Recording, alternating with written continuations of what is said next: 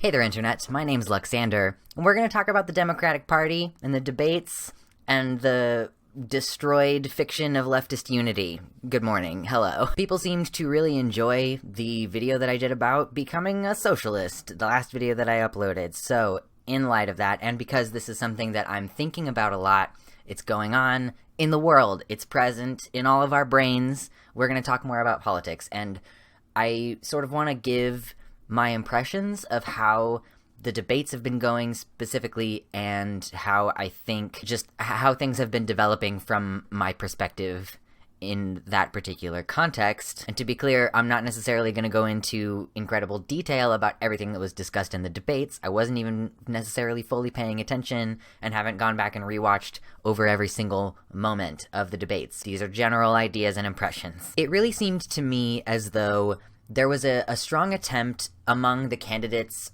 in the Democratic side to sort of maintain like an understanding that there is a mutual goal at the end of this whole situation, which is to replace Donald Trump with a Democratic candidate. And there is an extent to which, a lot of these candidates made it seem like it's really important that we don't tear each other apart because that's just going to compromise unity on the left. Essentially, before the caucuses started, I would say, is the time at which I could have said definitively, it's clear to me that these candidates are not attacking each other. It's clear to me that these candidates are prioritizing just saying, here's my idea for how to be a good president, and like, here's my idea for how to be a good president, and like, let's talk about the relative advantages and disadvantages of our actual policy positions. It was not necessarily about attacking people and everything like that.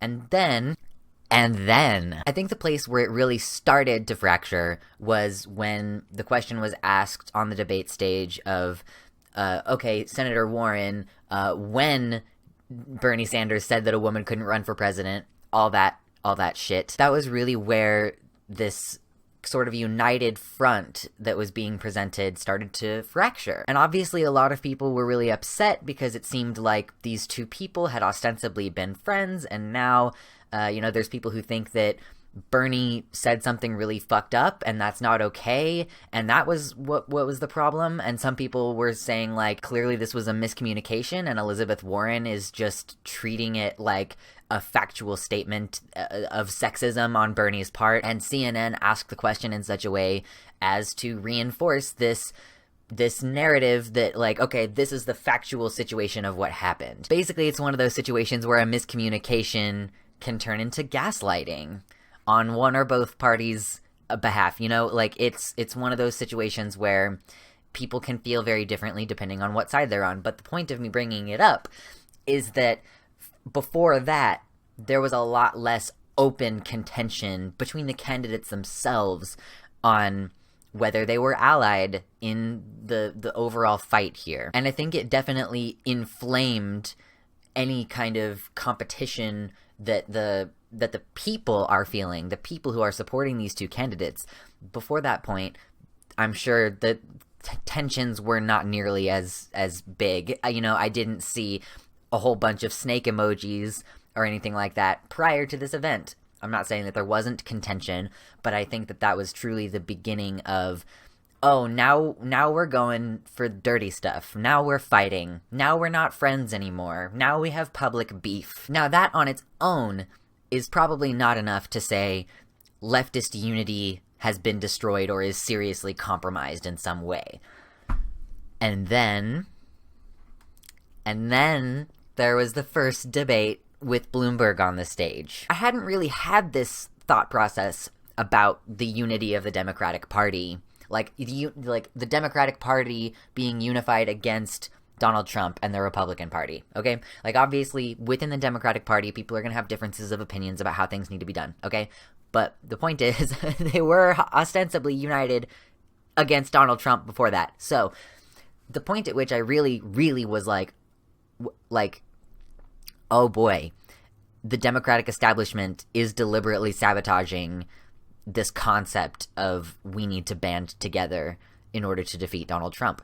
So the first time I had this thought was during the first debate where Bloomberg was on the stage, which I believe was New Hampshire, because it was immediately... I appreciate that everybody was going after Bloomberg for his shitty beliefs and policies and bad history, and the things that he said and the way that he treats people, all of those things are very, very worthy of criticism. I think that him coming in so late to the race and just sort of inserting himself into that is even more reason to give him scrutiny. But more generally speaking, that was the beginning of there being, like, shouting over each other and, like, disarray on the debate stage between all these people. Prior to that, there had been very little shot-taking and interruptions and bullshit like that. That was my first inclination that maybe something more fundamental was going on. Something underlying all these other issues was happening.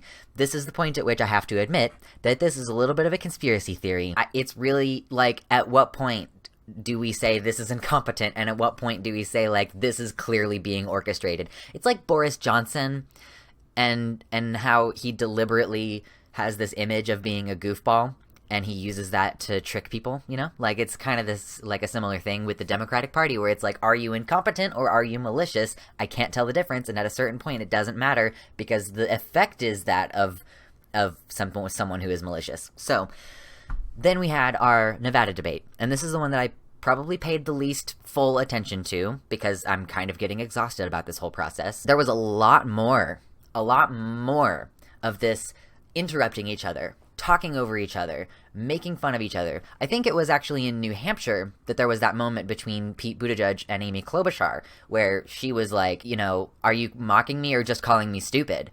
And I kind of think that was a well-deserved call-out, because Pete is an asshole. And I say that in the context of where I'm about to go mentally about the Nevada debate, because the Nevada debate, I could have ripped out Pete Buttigieg's vocal cords.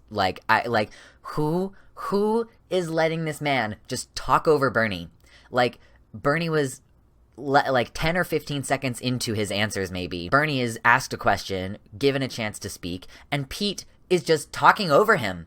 Just it's supposed to be Bernie's time, and Pete's just fucking talking. Who let this man just stand up on this stage and fully disrespect someone else's time? Like, where are the moderators? Kick that fucker off the stage. That's unacceptable. And more than that, furthermore, it's like the New Hampshire debate was, let's take shots at Bloomberg. The Nevada debate was, let's do everything we can to take shots at Bernie and take down his ideas and make him seem like a crazy person. Like, it is extremely difficult not to see the pattern of events since 2016 up to the present as being a very clear sabotaging of Bernie Sanders' campaign. And it's also really weird to me that Bloomberg was getting so much heat and so much criticism, and then it's almost like, oh yeah, you know, we're done with that now. Like, let's shift over to Bernie. It's entirely possible that there were more discussions about Bloomberg's shittiness itself during the debate. Again, wasn't paying 1,000% attention. I just, you know, have this, like, impression that it was a lot of anti-Bernie questions being asked, and a lot of, like, oh, here, you other candidate, tell me what you think about the fact that Bernie's a fucking socialist. Like, tell me how you think Medicare for all is not a workable idea. I'm just getting the really strong impression like the Democratic Party establishment is doing everything it can to prevent meaningful progress, to do everything they can to preserve the status quo. Literally, fucking Bloomberg is, like, being allowed in. I may be misremembering this, but I believe I was reading that they actually changed or waived some of the rules to allow Bloomberg in at this point in the campaigning process, which is fucking crazy to me. I truly, my friends, am a vote blue no matter who, generally speaking, okay? I'm about to qualify that statement, obviously. Generally speaking, I'm a vote blue no matter who, because to me, my civil rights as a transgender person, as a transgender American, are directly at risk. I made a video about this previously. I will put a link to it up here. Essentially, there is talk within the administration about just not enforcing civil rights in cases where gender identity or sexual orientation are involved. And there are currently Supreme Court cases being seen involving employment discrimination with 2 gay people and 1 trans person, basically saying, like, are you allowed to be fired for being who you are? Essentially, the idea is that gender is a protected class. And the question is whether gender identity and sexual orientation qualify under that broader umbrella of this is a gender-based issue. And the reason that it has been considered protected up to this point has been because judicial decisions have come down on the side of, well, sexual orientation is protected under gender because it's a gendered expectation that you as a male be with a woman, you know, and it's just that you're breaking those gender stereotypes and then you're being discriminated against. That's why it qualifies as gender discrimination. And a very similar thing with gender identity. I don't like this phrase. I'm using it to make it a clear distinction legally right this moment. But gender identity has been considered as part of this because, again, it has to do with stereotypes attached to your gender. In this case, we would be referring to one's biological sex. Like, if you are assigned male, but then you present in a female way, then being discriminated against because of that is discrimination because you are not adhering to the expectations about your gender. So that is why previously these things have been considered part of protections that mention gender or sex explicitly. And it has been under this administration that basically the suggestion has been to not continue on that case law, to not use that as precedent any longer, basically to establish a new precedent at the Supreme Court level at this point, saying that these things do not qualify under protections for gender or sex, which is fucking crazy. But the reason I'm telling you about this, I don't know why I just TLDR'd this when I gave you a link to the video, but the point is that I could lose civil rights protections based on my gender. Like, if I got fired because someone didn't like that I'm trans or that I am in a same-sex marriage, that I would not have that protection of my civil rights anymore. And that's a big problem. And you also have the administration being on the side of, like, oh yeah, if you have a religious belief, then you should be able to let trans people die instead of giving them medical care. Like, this is another thing where my civil rights are directly at risk in this country under this administration. So I very strongly believe that any Democrat, generally, any Democrat is better than any Republican right now. But you have fucking Bloomberg. And if he gets the nomination, I don't think I can stick to that blue no matter who. Because I don't think... I mean, I'm pretty sure, and I will look up a link to this, but I'm pretty sure that Bloomberg has called trans people it. I apologize if that's not correct. I will try to find a link to it and put it in the description. I think I saw something on Twitter about this. Regardless, he's a fucking old white dude and he's a billionaire. And if he gets the nomination on the Democratic side, given that he does not have anywhere near the support of the people who are in the front running, I don't think, at least. I think that he's somewhere like in the mid to end range. It depends on what polls you're looking at as well. I don't know what to do if Bloomberg gets the nomination. That is a true sign that the will of the people does not matter. It would be a true sign that the Democratic Party is no longer a vehicle through which we can expect to exercise our like place in the government. Like, the people have a place in the government, and that is appointing people to the government. And that would, if Bloomberg were to come in this late in the game and buy his way into that position, that would be, I think, like a fundamental sign that this system is not a vehicle through which we can do anything. And I don't know what I would do at that point. But these are just some thoughts that I'm having. I'm obviously very emotional and frustrated about the whole situation. Everything about this has been a clusterfuck, starting from the Iowa caucuses, like starting at the debate in Iowa, really. It's scary times. I don't know what we will do when we will get to that bridge and we'll cross it, okay? Until then, I think it's really important to do what we are capable of doing in order to advocate for the candidates that we believe in. So if you hear someone talking about Bloomberg because they only have heard about him because he's suddenly unloading his wallet into every possible commercial venue, challenge them on like, well, what do you actually know anything about Bloomberg's policies, or is it just that you're seeing advertisements for him?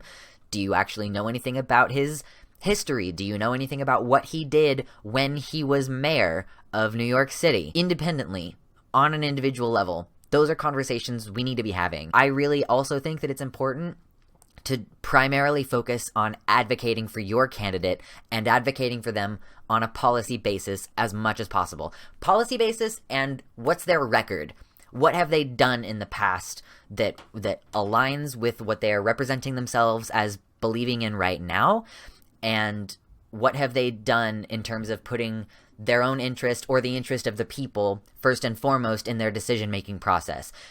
I think it's super important to talk positively about your candidate and not shitting on someone else. You can compare and contrast, absolutely. You're not going to win anyone over by saying like, well, fuck Elizabeth Warren, she pretended to be Native American, whatever.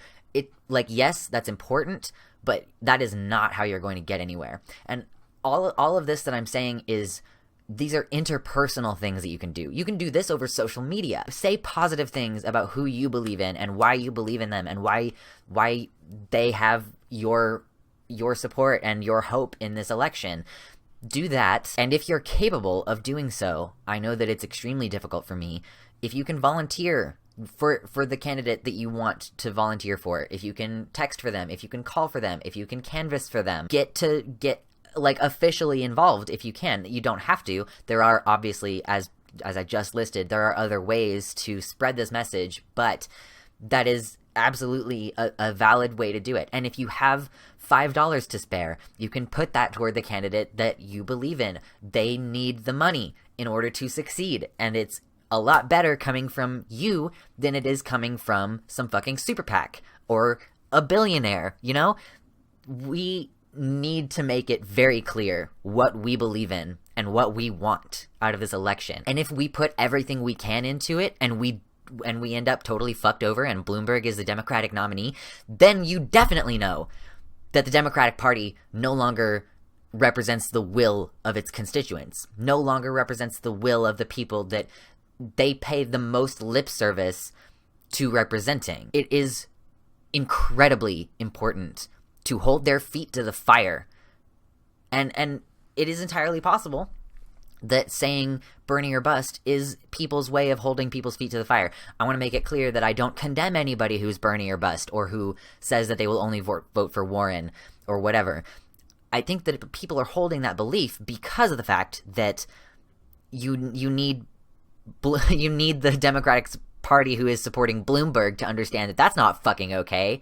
And you can't just do that. You can't just replace the candidates that we actually support with this one that we don't care about. And so I do think that it is absolutely valid to be like, hey, fuck you. If you put Bloomberg on the ballot, I'm not voting for Bloomberg. Like, eat shit and die. That's not how this is going to happen. It's completely counter to all of the people involvement so far in the process, right? Okay, so this is I've been recording for a long time, and most of the time I pause a lot in between my statements, and I know for a fact that that's not the case with this video, so I'm going to stop there. It's important to make your will known. That is what voting is. That is what protest is. It does make a difference. It absolutely does make a difference. We're not going to get anywhere by doing nothing. If you try and you fail, then you get the fuck back up and try again, or start a revolution. I don't know. We're not quite there yet, but just be aware of the options, you know? Keep your options open, I guess. Okay, seriously, that's gonna be all from me today, though. Thank you for listening and watching to my rambling. I hope that you enjoyed it. You can hit the like button, or comment, or subscribe, or ring the notification bells, since apparently I don't have a regular upload schedule anymore. Feel free to tip me on PayPal, hit me up on Patreon, and I really hope that you have an okay day. Let's try to keep faith in democracy. All right, cool. Thank you. Have an okay day. Bye. What's up, my glibgla? Thank you to my patrons for supporting the work that I do, especially The Gay Agenda, Tina M., R. Halverson, Alex Maskell, Gretchen Becker, Ela Stewart, Sarah A., Wellington Marcus, Amanda B., Pine Snake, Elizabeth Bartell, and Mr. Atheist. Wubba lubba dod